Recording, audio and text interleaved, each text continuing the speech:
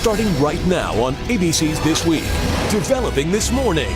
Stunner in the skies. A Russian military plane narrowly avoids a collision with a passenger jet. What has officials so alarmed? The CIA and torture. Shocking new details from the explosive investigation.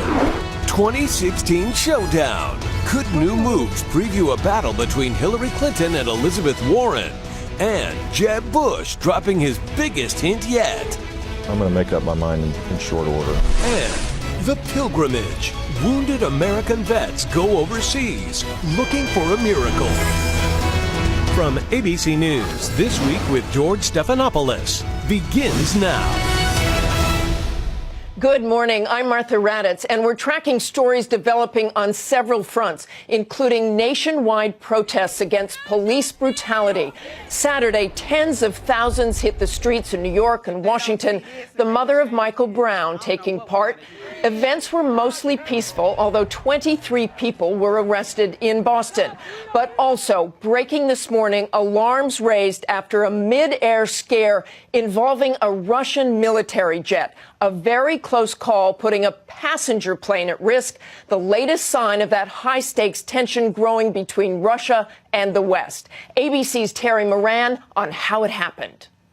Russian military jets like these have been probing deeper and deeper into NATO airspace over Europe in recent months, and yesterday, a near disaster. About 11:15 a.m. local time, a Scandinavian Airlines flight over the Baltic Sea gets an urgent warning from Swedish air traffic control. 1755, initial stop climb level 220, it's due to unidentified traffic in the area. That unidentified traffic, a Russian military jet flying with its transponder switched off, making it almost invisible to commercial traffic. The Scandinavian Airlines pilots can't see the Russian in the haze, and seconds later, a mid-air collision is just averted. Okay, it looks like you passed behind him. Hope so. Swedish officials reacted with fury, the defense minister declaring, "This is serious, this is inappropriate, this is outright dangerous when you turn off the transponder." And it's part of a grimly relentless pattern. These amazing pictures show a close encounter less than 100 feet between NATO interceptors and Russian jets over the Baltic Sea just last week.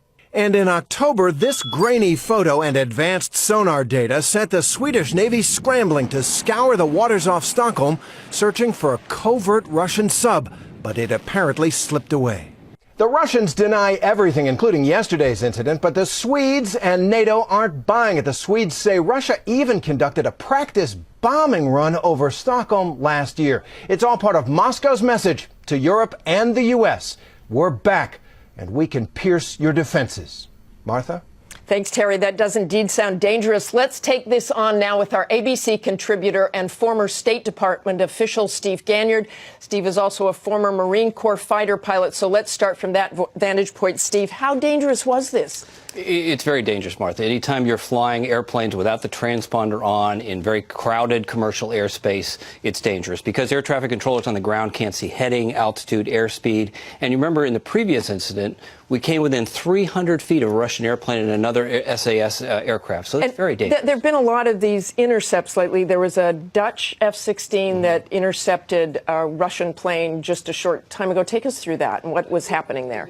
We're seeing an unprecedented number of sorties coming out of Russia. Really, it's back to the future. It's the same number of sorties we really saw during the Cold War. And so you've got to launch airplanes out of NATO bases to go up, take a look at these airplanes, ID them, escort them out of the area. And they fly just right next to the airplane. Fly right up next to the airplane. We saw a terrific video of that. So really back to the future. But all of this brings us back to the tension in Ukraine. So why do they send the jets there, and what does this do to add to that tension? Mr. Putin's doing the best he can and playing a weak hand. So by going up in the Baltics and creating tension up in the Baltics, he does two things. He deflects public opinion up towards that part of the world. He pins down NATO air forces up in the Baltics, while meantime he continues to build this greater Russia, build that land bridge to Crimea in the Ukraine. Well, it also seems like an incredibly dangerous time going forward.